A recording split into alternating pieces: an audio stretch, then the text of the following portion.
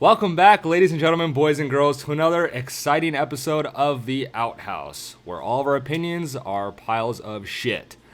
I'm one of your hosts, Avery Fair, joined by my good friend, Teddy Cossack. Ted, what you been up to, buddy? Hanging out, man. Living the dream, as per usual. How have you been? It's hot as fuck, let me tell you. Yeah, that's right. It's what, like 110 or something? Yeah, so last night we tried going to First Friday, and we were just drenched in sweat. At it was what just time? 9 o'clock, and it So was it's dark out. 107 degrees. That sounds like hell. Sounds like Oh, hell, buddy. yeah. So, but, hopefully we are just about getting done with the brute of it, You think so? No, I Entering don't think August? so. I You're don't at like think the so. peak, I think, right now. Well, we're just dead inside. All I can do is put a brave face. Rip. Omega lol. So, Teddy, like I said, welcome, guys, to another episode of the Outhouse. Looking at the topic list here, we'll just jump right into things. So, waking up this morning, there was some, breaking news, I guess, where about, what was it? The number was like 2,000-ish of games journalists and analysts' personal information were leaked from the ESA. Like, their information was used to get the press badges at E3. I think you know more about this. How don't you walk us through what's going on? Yeah, I don't know who the original report came from. I'm just looking at the Kotaku one right now, but my Twitter wasn't very happy. So basically what happened is the ESA, the company that runs E3 and puts on E3 each year, somehow, somewhere on their website had a link or a download available to the personal information of about 2,000 people that had media badges, which are your IGNs and Kotakus, all those companies that they get the media badges so they can walk around with their cameras and such. Okay. So I guess around 2,000 journalists that had media badges had their home addresses, phone numbers, etc. that they needed to submit to get their badges leaked, which is a bummer and super negligent of the ESA. I don't know how that happens in the first place. Like, why is that even on the website? Right. But then the interesting take I saw from Jason Schreier, always has some interesting takes coming from Jason Schreier, is I think he was replying to someone's tweet. I don't remember the exact context, but he's like, hey, this person wrote the article basically putting on blast that you can go download the information of all your favorite journalists right now and figure out where they live and stuff before they told the ESA to take it down. Yeah. And that is just pretty negligent on whoever wrote that original article, considering they could have told the ESA and still posted the article afterwards with the captures of all the info being there or whatever. Right. So it's one of those interesting things. It's like, ethical reporting versus first to the punch reporting versus, I don't know. And I feel like that's a super Jason Schreier topic that he's been involved in quite a lot. So yeah, it's a bummer. It's a bummer that everybody's shit got leaked. Hopefully nothing weird happens or anything bad happens, but I guess we'll have to see what happens. Yeah, it'll definitely be interesting to see what happens from this point forward. I know, granted, what you said is that hopefully people, what you just said, like people's information, nothing weird shit's going on. I mean, I've seen people post like, screenshots of them, getting emails or text messages from just random people saying like, I know where you live and shit. And it's like, well, that's fucked up. Yeah.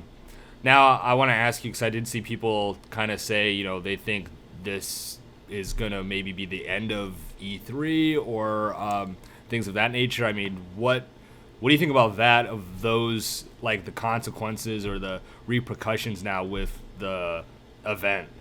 I don't think there are any, to be honest. Okay. I think the ESA might have to pay out some fines or pay, maybe there's like a class action lawsuit or something like that, but... Yeah, because I did see Jason at the end of the day, I don't think it's gonna alter the course of E3 really.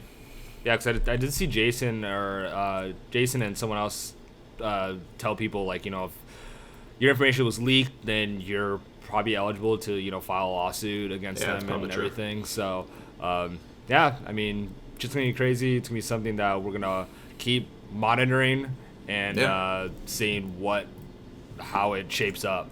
Yeah, hopefully everybody stays safe out there and the crazies don't come out too much, Got that right.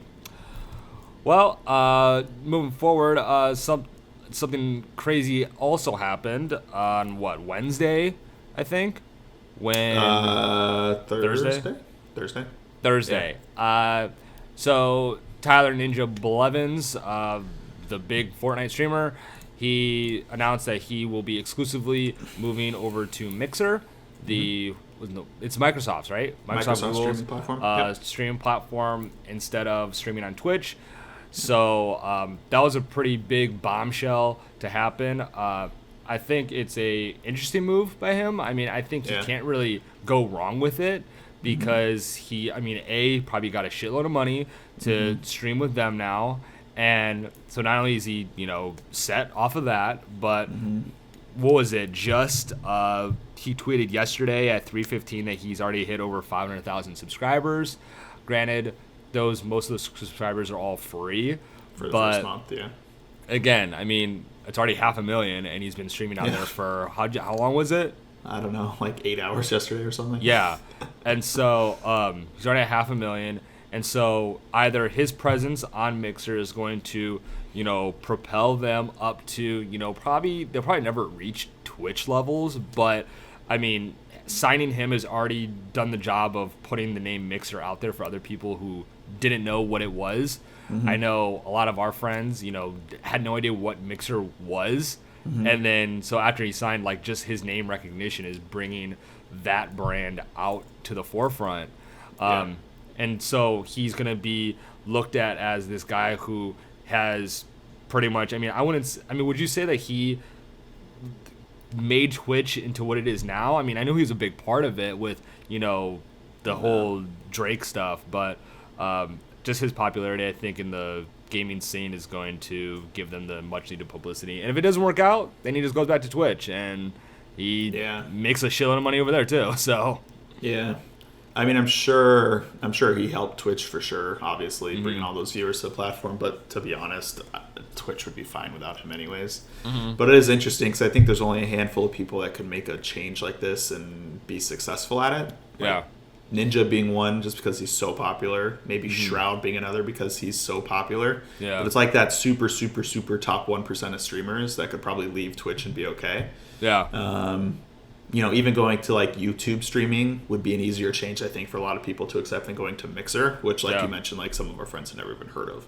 Right. I'm sure Microsoft and Mixer gave him a fat chunk of money up front or like guaranteed money over a few years because I know he always tweets about, oh, my subs or my viewers go way down because he's traveling a lot and doing interviews and doing whatever. And streaming seems to be one of those things where you have to do it every single day or you just decline really fast. So I'm sure for him it's like, hey, dude, I'll take this, I don't know, whatever, millions of dollars every year and not worry about having to stream 80 hours a week. That's true. So if you're him, it's a super good idea. And like you said, if in 2 or 3 years it doesn't work out or people don't really come over to Mixer and it just kind of stays the same or fizzles out or whatever, great, just go back to Twitch or YouTube and be done. Do you think... It's pretty low risk for him, I think, actually, which is weird to say. And here's something I just thought of now. Do you think this is something that we're going to see more of moving forward, where you're going to see streaming companies like Twitch, Mixer, or YouTube go out and start signing people to exclusive deals? For sure. So, interesting. It'll be the Epic Games Store of streaming. Yeah, I mean, I think that's the correct way, I guess, into where this is going, because it's from, I mean, obviously right now it's different than it was, 4, 5, 6 years ago. Right. And what? I said right. Oh, I think I said wait. No. Sorry. and so like back then it was like you said, streamers are trying to stream every single day, 8-hour weeks, things like that. And now, we do have these big ass events like the Fortnite World Cup. We have, the esports, really going the popularity up higher. And so it's turning into more of, like athletes, signing, these deals for teams.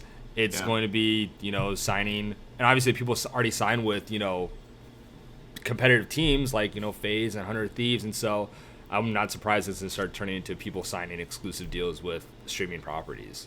Yeah, and I think I'm looking at just an article. So I guess Ninja peaked at 80,000 viewers on his first day on the platform, which for him recently on Twitch, I think he'd only been when he's streaming from 35 to 40K maybe, which is, to be fair, what he's at today. So he's kind of back at that norm now on his second day of streaming.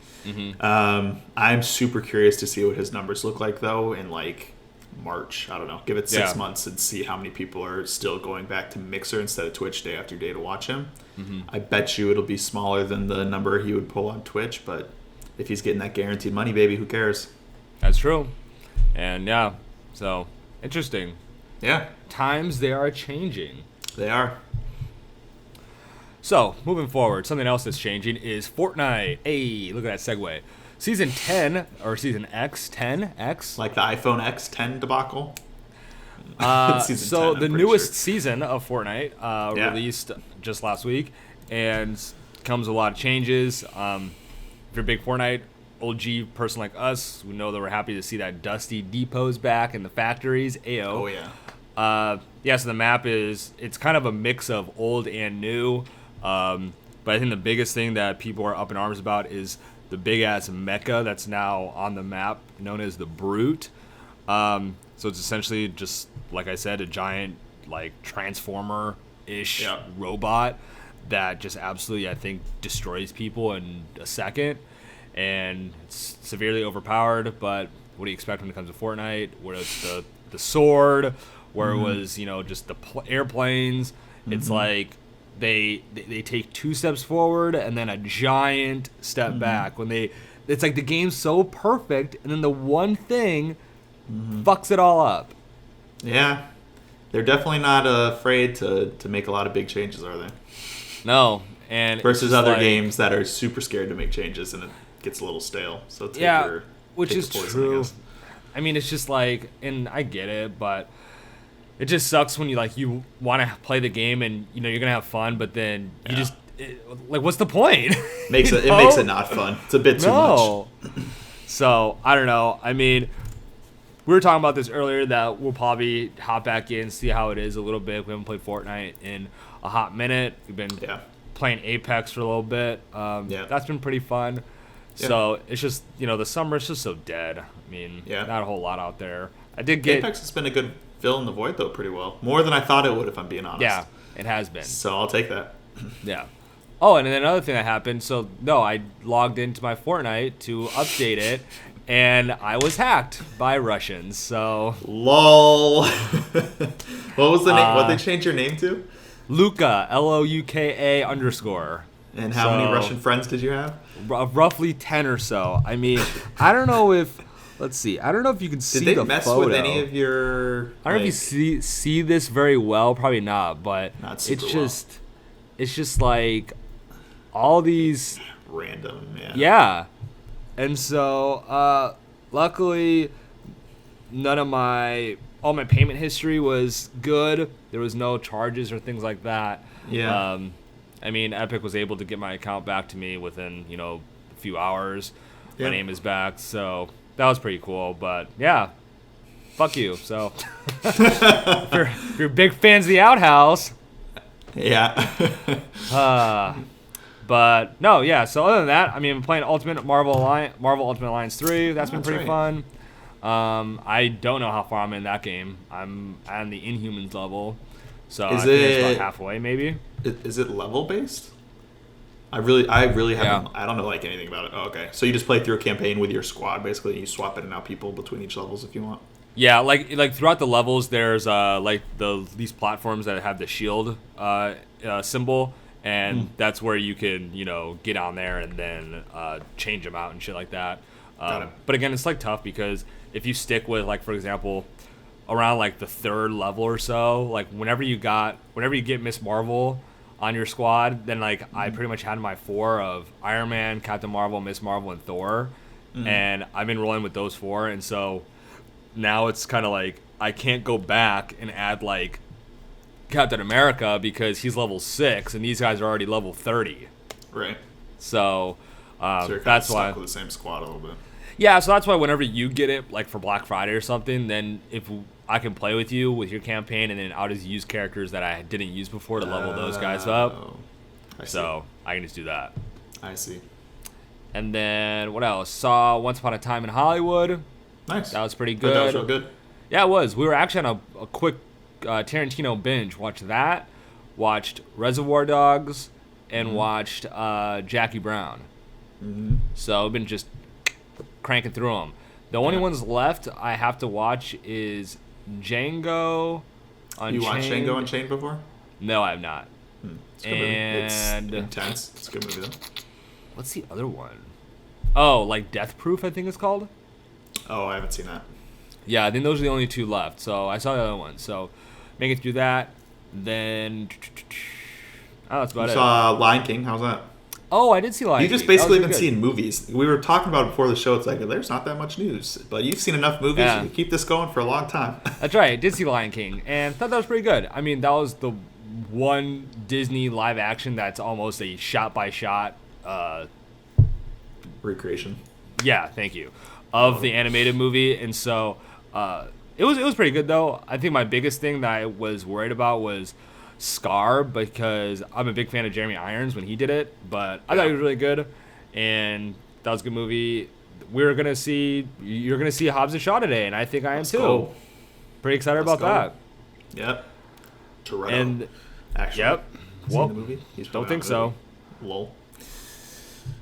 And Yeah, it should be good though. then- Justice for Han. Apparently, the Justice for Han storyline starts in Hobbs and Shaw from Tokyo Drift. So my boy needs a little, I don't know, something to make his name a little bit better. So he just got fucking murdered, absolutely wrecked. Yeah, there was that. I sent you like some thread I think on Twitter of someone talking about how people forget that Jason Statham is a fucking villain. I do want to mention that about Statham. So, did you see that tweet? I did, yeah. Yeah, so there was an article. I didn't go into it, but Dad had sent it to me about action stars. I almost said action heroes. they have a shit in their contract that says how many times they get their ass beat, how many times they get punched in the face, or win fights and things like that. And I think it's so funny. I mean, I think Summit might have quote tweeted it. Yeah. It said, "I want in my contract how many times I can lose video games." Yeah. That's funny. I wonder if it's all their contracts or just his. I mean, let's see. I would what assume was it's it? person to person. Yeah, because it was The Rock, Statham. I think they mentioned Vin Diesel in there. Did they? I thought. So I don't know. And then you saw the thing where they said the option of going to space is not an option for Fast and Furious. So Fast and Furious, dude, has escalated so fast. They went from a fucking car gang in LA to being like chasing airplanes and going to. It's just insane. Racing their from lives, pink slips, and now their lives have escalated so quickly. Saving the world from missiles. Yeah. God. That's funny. Well, that's about it. I mean, what else you got going on? That's it. Gonna play some Apex right now before the movie. I'm Maybe. playing Ori and Blind Forest. It's good. That's right. I have. Okay. Hey, so I do want to finish it. I'm like halfway through. It's real nice. I like it. real quick, when I signed up for Mixer and I decided to make a new, because you had to like make an Xbox name, or you have to have an Xbox account. Yeah. So I used my new email and I made my new name. So you know how I bought that Game Pass Ultimate stuff, right? Yeah. Is it only associated with that gamer tag, or can I swap it over to a different one? That's why that gamer tag. So I would have to cancel it and then repurchase it onto their gamer tag. I think so. Maybe. Yeah, I think so. We'll see if it's worth. When does your Game Pass Ultimate go until? I have no idea. Cool. I didn't know if that was a valid question. Okay. Mine's good for 2 years. 2 years? Oh, that's right. Oh, then mine's probably the year. Okay. However long your gold subscription was for. Yeah. Yeah. That's chill. Yeah. All right, that's about it. I have nothing else. And I think That's a we're short just one. done now. 20 minutes. I think that's the fastest episode we've ever had, but I'm trying to get some dubs, baby. Yeah, that's all right. There wasn't, like you said, not much going on. Hey, at least we were here. At least we didn't skip it, Talk That's about progress. it, That's progress. Any content is good content.